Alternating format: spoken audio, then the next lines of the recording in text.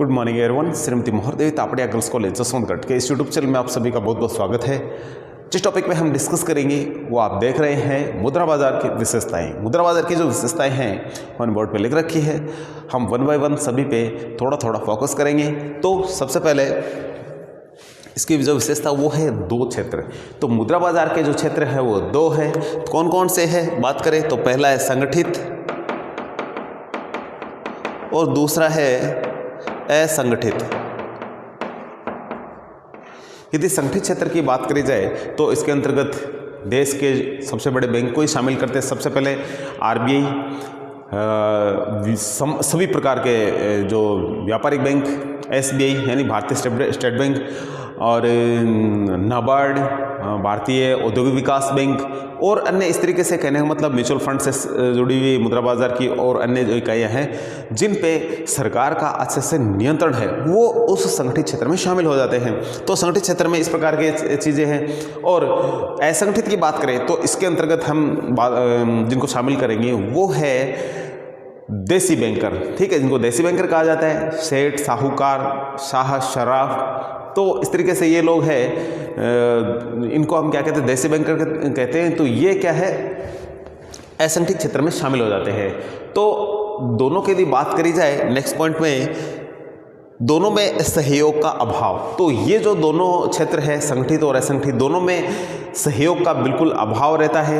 यदि बात करें दोनों की तो एक तो सरकार द्वारा पूर्ण रूप से नियंत्रित किया जाता है जो कि संगठित क्षेत्र है, और जो असंगठित क्षेत्र है उस पे सरकार का नियंत्रण न के बराबर होता है। इस पे सरकारी नियंत्रण का अभाव देखने को मिलता है। तो इस तरीके से देखा जाए तो दोनों में बड़ा ही अंतर है और इस अंतर के कारण ही दोनों में सहयोग का अभाव हमें देखने को मिलता है। क्योंकि बहुत बड़ी मात्रा में जो लेन देन है सरकार से करोगे तो थोड़ा आसान होगा, इनसे थोड़ा महंगा होता है। कई इस प्रकार की समस्याएं आती है, इनकी इच्छा होती है तो ये वित्त की सुविधा उपलब्ध करवाते हैं, किसी को करवा दी किसी को नहीं करवा दी। तो इस तरीके से तालमेल नहीं बैठता है दोनों में किसी भी तरीके से। तो कहने का मतलब है इन दोनों में सहयोग का अभाव है, संगठित और असंगठित क्षेत्र में। नेक्स्ट इसकी विशेषता है विकसित बिल बाजार का अभाव।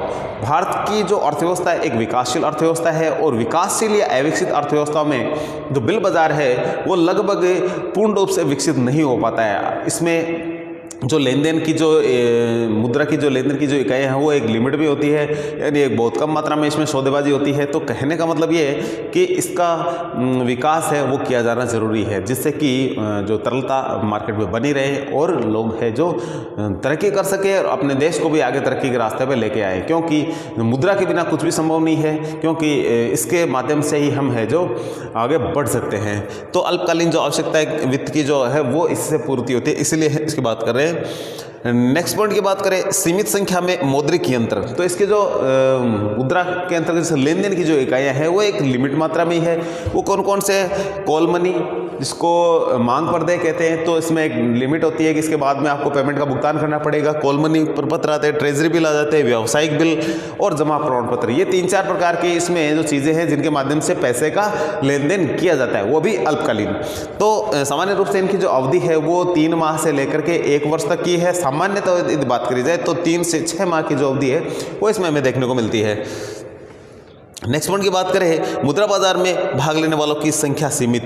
तो इसमें मुद्रा बाजार में भाग लेने वाले जो बैंक हैं इनकी लगभग 3 से 4% जो इकाइयाँ हैं वो ही कार्यरत रह पाती है। तो कहने का मतलब है तो मुद्रा बाजार में जो भाग लेने वाली जो संस्थाएं इकाइयाँ हैं इनका जो रेशियो बहुत कम है। तो ये एक इसकी कमी है, कमी भी कह सकते हैं, विशेषता भी कह सकते हैं।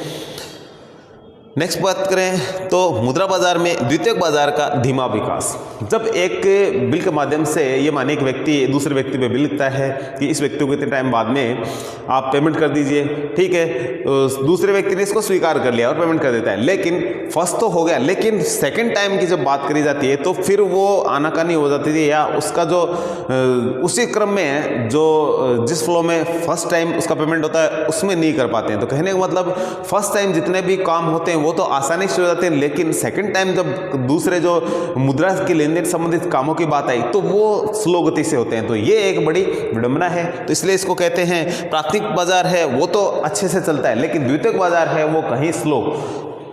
तो इस तरीके से इसका धीमा विकास हो रहा है। बात करें ब्याज दरों में भिन्नता की, नेक्स्ट पॉइंट हमारा, तो ब्याज दरें जो भारतीय मुद्रा बाजार में वो अलग अलग देखने को मिलती है। हमने अभी देखा ऊपर कि इसमें दो क्षेत्र बंटे हुए हैं, संगठित और असंगठित। संगठित क्षेत्रों की जो ब्याज की दरें हैं वो हमें कम देखने को मिलती है, यानी उनकी ब्याज की दरें कम है, लेकिन असंगठित क्षेत्र में हम देखते हैं तो ब्याज की दरों में बड़ी ही भिन्नता पाई जाती है।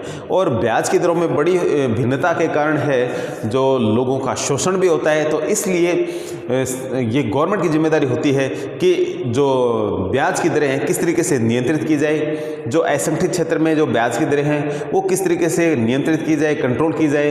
तो वो एक बड़ा पेचीदा मामला है, लेकिन इसकी विशेषताओं में शामिल है।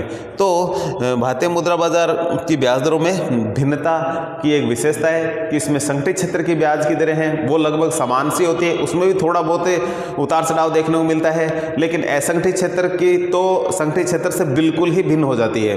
लेकिन संगठित क्षेत्र की बात करें, जब हम बैंकों की ओर की बात करें, बड़ी जो वित्तीय संस्थाओं की बात करें, बड़ी फाइनेंस कंपनियों की बात करें, तो उनमें भी जब ये ब्याज दरों में बड़ी भिन्नता देखने को मिले तो फिर ये स्थिति और भी खराब देखने को मिलती है कि इनमें भी बड़ी मात्रा में ब्याज की दरों में अंतर है। नेक्स्ट बात करें विशिष्ट बट्टाग्रहों स्वीकृति ग्रहों की धीमी प्रगति। तो जो कटौती ग्रह होते हैं या बट्टाग्रह होते हैं, इनका विकास क्या है हमारे देश में बहुत ही स्लो चल रहा है, क्योंकि जो हम बिल लिखते हैं और लिखते हैं उनकी जो कटौती है बट्टाग्रहों में होती है। और ये क्लियरिंग हाउस बोलते हैं इनको, तो क्लियरिंग हाउस है ये एक बहुत कम मात्रा में है। यदि क्लियरिंग हाउस प्रत्येक जिले पे या प्रत्येक तहसील स्तर पे हो तो जो बैंकों की जो लेन देन है या अल्पकालीन जो वित्त की पूर्ति है वो थोड़ी सी क्या हो जाती है, जल्दी हो जाती है, शीघ्र हो जाती है, आसान हो जाती है।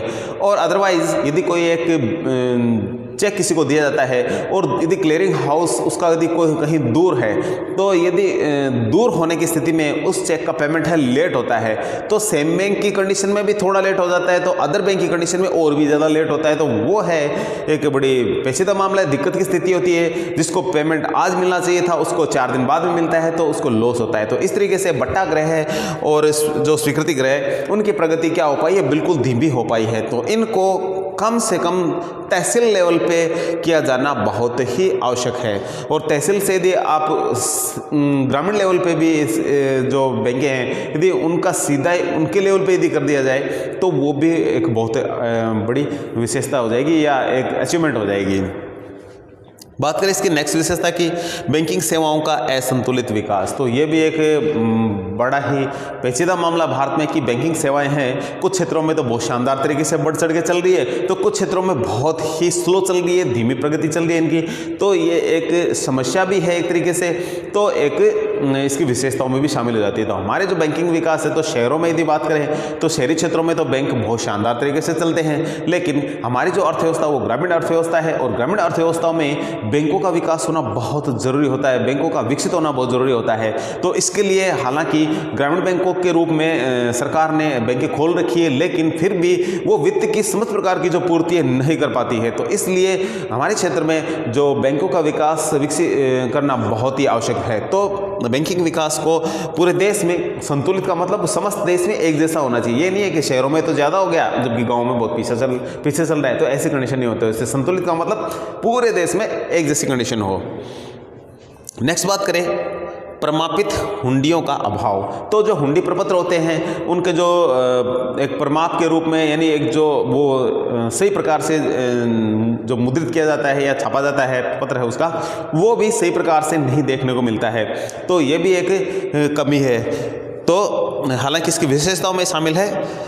नेक्स्ट पॉइंट इसका सरकारी एवं अर्ध सरकारी संस्थाओं का बाहुल्य। तो सामान्य रूप से हम देखें तो हमारे मुद्रा बाजार में सरकारी संस्थाएं और अर्ध सरकारी संस्थाएं ही सबसे ज़्यादा भाग ले रही है, सबसे ज़्यादा जो है पैसे का लेन देन करती है, अल्पकालीन वित्त की पूर्ति करती है। लेकिन यदि निजी क्षेत्र की बात करी जाए तो वो इसमें बहुत पीछे चल रहा है। हालांकि आजकल निजी क्षेत्र है वो भी अपनी तरफ से बहुत ग्रोथ करने की ओर बढ़ रहा है, लेकिन यदि बात करी जाए पीछे के कई सालों की तो वो कई साल है जिसमें निजी क्षेत्र बहुत ही बैग गया है। इन 2-4 वर्षों की देखा जाए, 2-4-5 वर्षों में देखा जाए, 4 वर्षों में, तो निजी क्षेत्र ने भी ग्रोथ करी इस क्षेत्र में। लेकिन बात करें यदि पीछे के समय की तो वो बहुत ही पीछे हम इसको देखते हैं निजी क्षेत्र को। बात करें समाशोधन ग्रहों की कमी, तो समाशोधन ग्रहों की यदि कमी होगी तो जो बिलों का भुगतान है, चेक का भुगतान है, ये सारे के सारे क्या हो जाएंगे, लेट होंगे, समय पे नहीं होंगे। तो ये इसकी एक कमी भी है, तो एक इसकी विशेषताएं भी है, इनको विकसित किया जाना चाहिए।